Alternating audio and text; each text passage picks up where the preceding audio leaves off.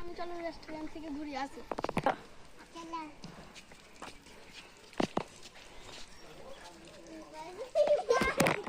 গরিব বলে আমার মেয়েকে ফেলে দিলে।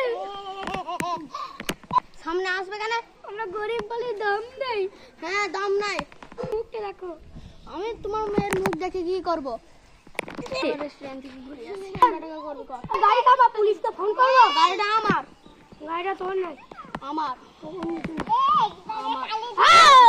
পুলিশকে ফোন করবো? কর। আমি পুলিশ হব। দাদা দেবো না। দাও না দাও।